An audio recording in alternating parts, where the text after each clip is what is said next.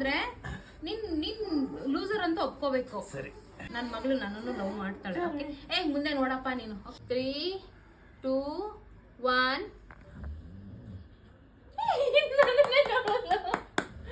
So ನಾನೇ winner. ಅದು ಎಲ್ಲಿಂದ ಸೌಂಡ್ ಬರುತ್ತೆ ಆ ಕಡೆ ತಿರುಗ್ತಾ. ಆಗ ನೀನು ಹೇಳಿ ಇವಾಗ.